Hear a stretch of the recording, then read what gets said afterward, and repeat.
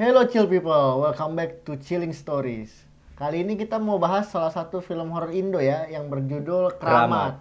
Nah, Keramat ini sendiri tuh baru rilis di Netflix beberapa bulan yang lalu ya. Iya. Dan sempat ditayangin ulang di bioskop di tahun 2021. Ya sempat. Pertama kali rilisnya itu sebenarnya dari tahun 2009 ya. 2009, ya. Ya.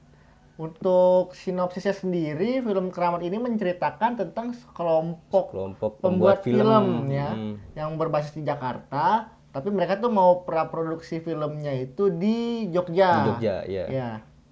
Nah, terus ya udah tuh mereka pergi ke Jogja naik kereta ya. Ya. Dan sesampainya di Jogja, mereka tuh langsung menemukan hal-hal mistis di tempat syutingnya, sekaligus bukan hotelnya juga ya. Iya. Jadi sesampainya di sana tuh kayak ada pemainnya yang udah nggak enak badan. Iya, udah mulai nggak enak badan, yang bernama si Migi ya. Migi, terus sampainya di tempat penginapannya ya. Iya. Terus ada bunyi-bunyi gamelan juga kan, kebetulan Iya. sampai di penginapannya itu kan malam ya. Kayak ada gamelan, ruang penuh gamelan, terus bunyi sendiri padahal nggak ada yang main ya kan. Sampai akhirnya si Miginya ini tuh kerasukan oleh Nyai. Ya, seorang nyai yang mengaku si nyainya itu adalah kayak masih punya darah keturunan dari si Migi. Ya, jadi kayak pendahulunya Migi lah gitulah. Migi itu masih keturunannya. Karena si Miginya di sana kerasukan, akhirnya ada salah satu kru filmnya yang manggil orang pintar. Ya, orang pintar untuk mengobati si Migi ini. Abis diobatin, ternyata kata si dukunya udah sembuh, tapi ternyata si Miginya malah dibawa ke alam lain. Iya, menghilang dan malah dibawa ke alam lain. Nah, ya udah tuh. Jadi kru-kru film lain pada panik kan. Ya, dan minta tolong si dukunnya ini, orang pinternya ini, untuk gimana caranya kita nyelamatin Migi. Ya. Dan katanya karena dibawa ke alam lain, mereka tuh harus masuk ke alam lainnya juga itu. Ya, jadi si dukunya pergi ke Pantai Parangtritis ya, yang mitosnya itu merupakan gerbang untuk menuju ke alam lain di Jogja kayak gitu. Ya udah tuh, akhirnya mereka pergi ke Pantai Parangtritis, dan di sana sama orang pinternya ini disuruh ngikutin bunga melati. Iya, bunga melati di pinggir pantai ya. Iya. Dan di suatu titik tiba-tiba mereka tuh pergi ke alam lain. Iya. Tapi alam lainnya tuh bener kayak di hutan-hutan gitu ya. Ada candi-candi juga ya. Nah, ya udah tuh. Mulai dari situ mereka ya udah gimana mereka nyelamatin si Migi, sampai akhirnya mereka harus nemuin jalan pulangnya juga. Intinya mereka tuh harus ngikutin aja tuh si bunga melati. Jangan kalau ada godaan apa-apa, jangan aneh-aneh dah, jangan diambil. Pokoknya udah fokus aja ikutin melati, nemuin Migi dan pulang kayak gitu. Iya. Nah, terus kelebihannya apa aja nih? Untuk kelebihan filmnya sendiri menurut gua, pertama karena di sini tuh konsepnya itu kayak dokumenter gitu ya. Iya, kayak dokumenter, benar. Jadi salah satu kru behind the scene-nya itu jadi kayak pemeran utamanya dia. Iya. Nah, karena pemeran utamanya itu adalah kru behind the scene-nya, menurut gue itu kayak film horor Indo yang unik sih. Satu pertama kali yang pernah gue tonton yang sudut pandangnya dari kameramen dari kru behind the scene itu ini sih. Iya. Terus kalau gue nih ya, gue yang paling suka kelebihannya itu dia enggak kayak film-film sekarang kan, film horor sekarang nih mengandalkan jump scare banget ya. Yoi. Kayak tahu-tahu suasananya sepi, tahu-tahu kagetin gitu ya. Suaranya gede deng kayak gitu ya. Kalau ini enggak. Gitu. Kalau ini enggak ada sepi-sepinya, kayak orangnya biasa aja gitu. Ngobrol biasa. Terus si kameramen natural juga, gitu ya. Biasa gerak-gerakin kamera, tahu-tahu ada hantunya, terus nggak ada suara deng. Iya, nggak ada tuh sound effect yang ngagetin gitu. Tahu-tahu muncul aja, tapi serem banget. Jadi tuh menurut gue emang horor di sini kayak lebih make sense gitu pembawaannya. Jump scare-nya kayak gimana sih kita kalau ketemu penampakan makhluk gaib secara aslinya kan kayak gitu kan, nggak ada sound effect kayak yang teng gitu dulu, nggak ada. Aslinya juga kalau kita ketemu hantu kan nggak ada tuh, pas muncul tahu ada sound effect kayak deng. Iya, nggak ada. Benar, setuju banget gue itu satu.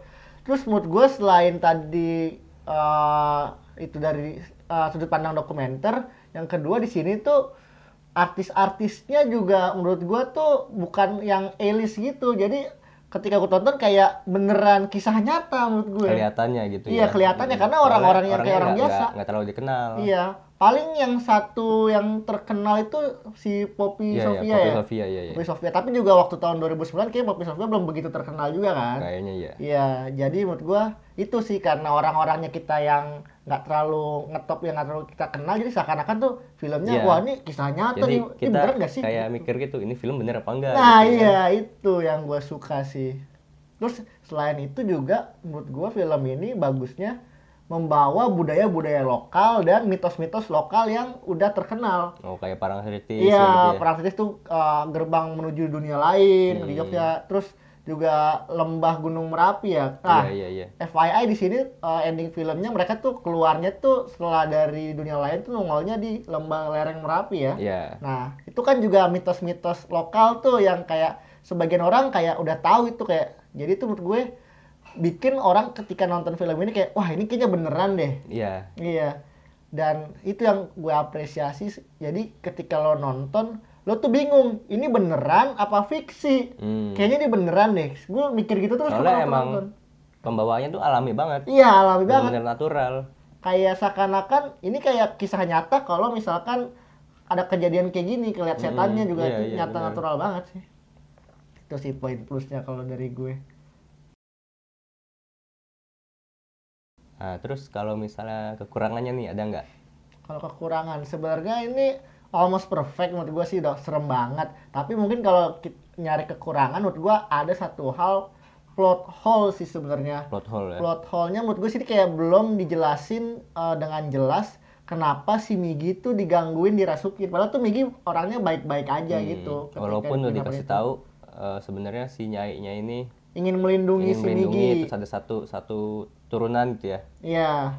Cuma kayaknya belum jelas banget gitu ya. Kenapa si Migi dirasukin dan dibawa ke alam lain kayak gitu. Padahal tuh kayak dia tuh nggak ngomong kasar, nggak segala macam, nggak aneh-aneh lah, maksudnya nggak nyeleneh. Iya. Biasa aja kayak gitu.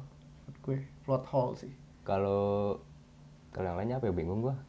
Soalnya bagus sih. Iya bagus sih.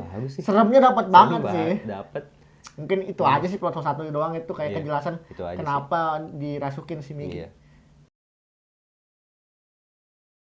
Nah, kalau lu ada nggak nih scene yang paling berkesan? Scene paling berkesan di film Keramat? Iya. Wah, tentunya ada sih bro. Ketika mereka udah masuk ke dunia lain yang di hutan-hutan malam-malam, dan tadi ngasar ke kuburan kan, tuh kan ditinggal tuh si siapa, Cungkring ya?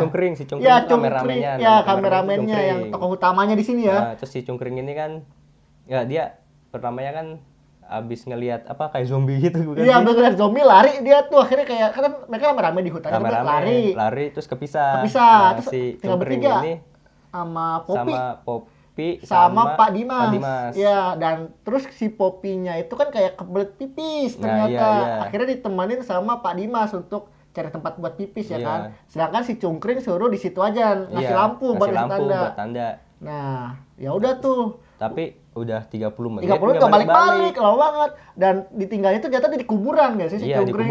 Di kuburan sendirian, digebut di mana ya kan, si Poppy sama Pak Dimasnya nggak nongol-nongol. Dan nggak lama lihat penampakan pocong, sumpah itu gue kaget banget sih. Itu parah itu. Iya. Terus habis itu kan penampakan pocong set gitu kan. Kameranya jatuh. Si pocongnya lompat gitu set. Langsung depan kamera. Iya, depan kamera. Wah, itu efek banget sih. Lama. Iya. Sumpah, itu gue nontonnya udah pakai equip selimutan kayak anjir masih ada nggak sih pocong kan? Kayak gila serem banget sih. Itu keren sih itu keren sih. Berkesan banget sih bagi kita ya. Yang belum nonton kan nonton ya. Tungguin situ. Epic banget. Itu epic banget. Judulnya Keramat. Apa udah segitu aja? Segitu aja dulu kali ya review kita tentang film Keramat ini. Yang menurut gua film horor Indo terseram yang pernah gua tonton. Selain Pengabdi Setan gitu, sebelum Iblis Menjemput, ini lebih serem sih menurut gua. Ini serem sih.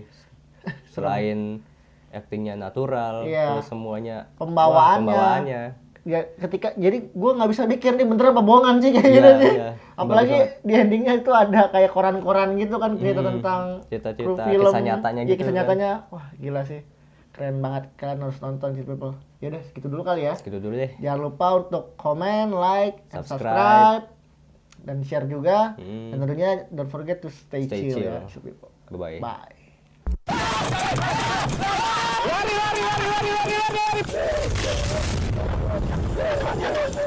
Nami kulo ni Pramodawardhani.